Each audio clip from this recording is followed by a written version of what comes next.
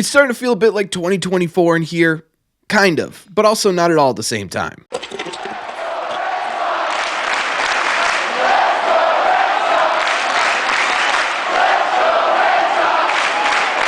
What is going on, everybody? Welcome back to Red Sea Radio. My name is Corbin, and thank you very much for clicking on this video. Sorry about no video Saturday. We are back to our regularly scheduled program today because today we are talking about the Red Sox latest report in free agency and why it's making fans upset.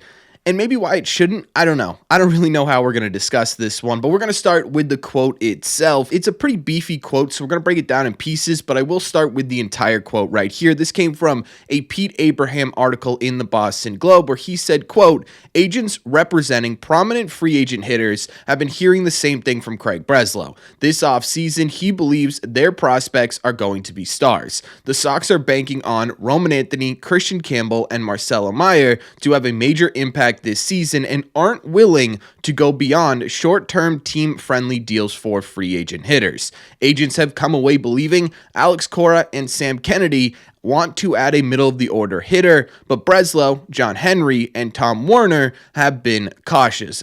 Not exactly something that should really come as a true shock to anyone who's been paying attention to the way the Red Sox have been operating in terms of the hitters this free agency, right? We've heard basically the exact same thing since day one, especially as legitimate impact players have sort of fallen through their grasp a little bit, right? We're starting to see that with Bregman. We saw that with Teoscar. We saw that with a couple other names on this free agent market where the Red Sox had opportunities to go in and make a legitimate offer and just simply haven't been willing to do that. Now, this is kind of a weird feeling for me because I'm angry about this, but at the same time, I don't know. I think there's legitimate things to be excited about with the Boston Red Sox right now that make this angry feeling feel weird. If we're being totally honest with ourselves, this offseason was still really solid. The Red Sox, they went out and got one of the best arms in Major League Baseball in Garrett Crochet. Now, an extension is a major part of that, and we're still waiting on that, so that's still kind of remain to be seen. But the fact that they got this guy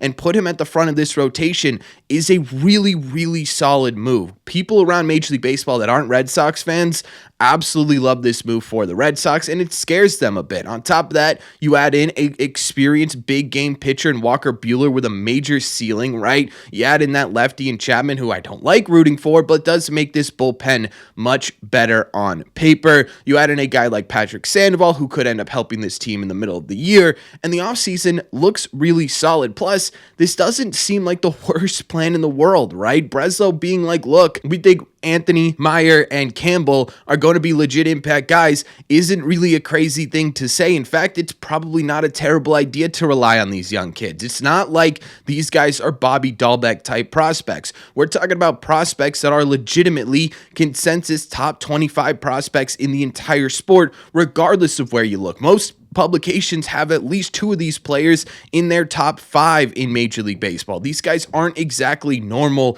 top prospects for the Red Sox. They're some of the highest ranked prospects the Red Sox have ever had. These guys are different than, say, a Bobby Dahlbeck or say Don Rafaela. These guys are totally different beasts. It makes sense for the Red Sox to go in here and rely on these guys. So looking at it, you sit here and you take a look at the offseason, you take a look at the plan coming into the regular season, and yeah, things are looking pretty solid. But the reason why Red Sox fans, including myself, are still angry about things like this coming out is for a couple of different reasons here. And this is where we're going to break down the article in pieces a little bit. The first reason is because it's all about messaging, right? The messaging this offseason was totally different coming into the offseason than it was coming out of the offseason. In my opinion, this is the biggest reason why fans are angry. Had the Red Sox at the end of the year presser had Sam Kennedy and Alex Cora and Craig Breslow come out here and do their stupid spiel where they come out and they say random crap like they said this offseason where they said, hey,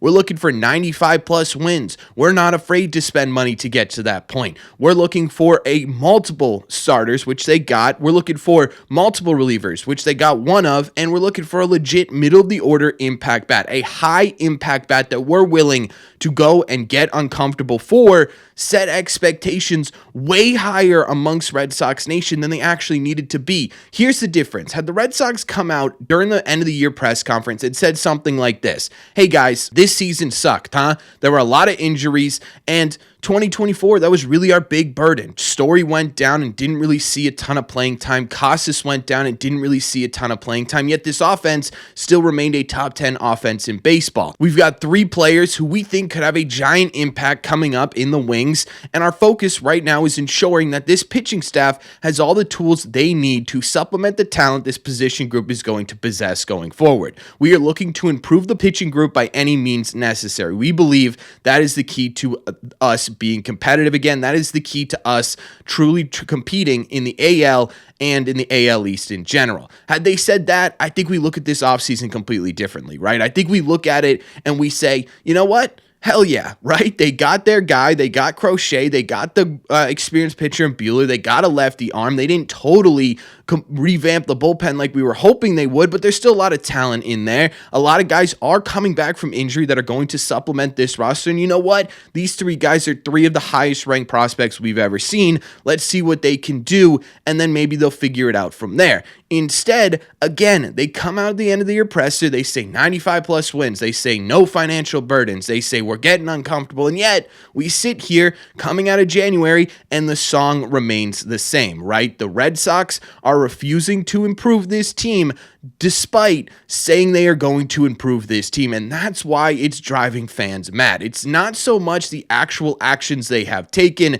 It's the messaging behind them. It's the expectations they set for themselves. It's different than the expectations they could have set at the beginning of this offseason that would have made things a whole lot better. And by those expectations, the Red Sox this offseason, in large part, have failed. They have failed to do what they have wanted to do. They have gotten halfway to their goal. This team on paper is not a 95 win team unless 2 or 3 of these major prospects come up here and have rookie of the year campaigns, which is a lot to ask of players who have never played in Major League Baseball before. On paper, this team is worth less in dollars than it was last season, so that's a failure on their part because of the expectations they have set for themselves and their checklist, again, that they not only reiterated at this end of the year presser, but have been reiterating the entirety of this offseason isn't complete. Red Sox fans look at this based on the Red Sox expectations, not what actually happened, but on the expectations that were set,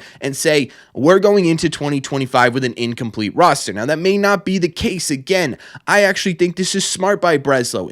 Improve the pitching, let these young kids run, and I think this team looks really good. That's not the point of this video. The point is that this wasn't what was told to us by this front office, by this ownership, by this management this entire offseason, and that's why Red Sox fans are upset. Here's what I'll say. A lot of people sit there and they say, told you, the Red Sox are just trying to sell tickets. They put these words out there, they do nothing, and Red Sox fans, they eat it up. This to me makes no sense. I hate this argument. In what world have you ever seen anyone sit there and go, you know what, this end of the year press conference, I really like what Breslow said. I'm buying season tickets. I'll tell you what, I've never seen anyone do that. I would be shocked if you've seen anyone do that. And honestly, if you say you've seen someone do that, you're lying to yourselves. You truly are, right? There has been no increase in sales because of what ownership has said. Where you increase sales on tickets is by actually doing something. So I genuinely don't know why Red Sox ownership, why GM, why their management, why their front office, why they say things like this.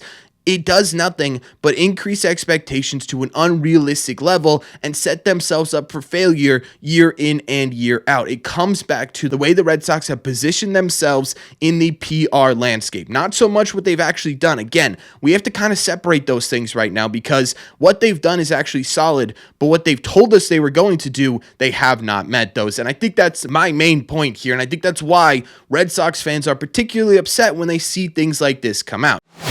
Now, the other thing that kind of upsets me about this report is that the clear divide that we heard about in winter meetings, right? This was all the way back in December about sort of Sam Kennedy and Cora being on one side of the coin and Breslow, John Henry, and Tom Werner being on the other side of the coin. I don't love that. I really don't like that a lot. I can't imagine the relationship between Cora and Breslow is peachy clean right now, right? This is a guy who was promised a competitive team. That's why he was making those promises. I don't really blame Cora for making the promises coming into the offseason because, one, he doesn't really have a ton of control over how much or who the Red Sox spend their money on.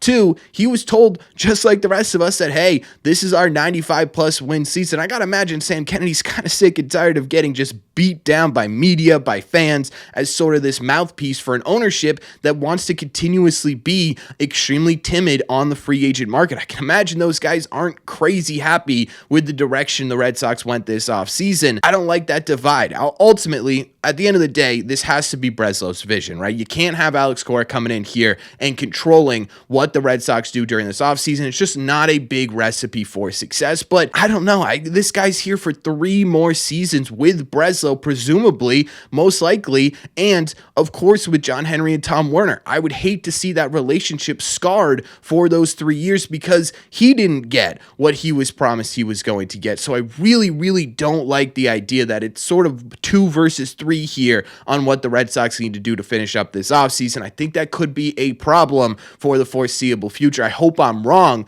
but I just don't love the optics on that either right now. I don't know, guys. I sit here and I'm kind of torn because, again, you look at what the Red Sox did on paper and it was a really solid offseason. I think this is what Breslow's ultimate vision and really what Heim's ultimate vision was as well. Bolster this pitching staff, let this pipeline of incredibly talented young players sort of take over Major League Baseball, and let's have some fun. I think it's genuinely a smart strategy, but it all comes back to the expectations that the ownership has set for itself this offseason and why they have not been able to meet it once again.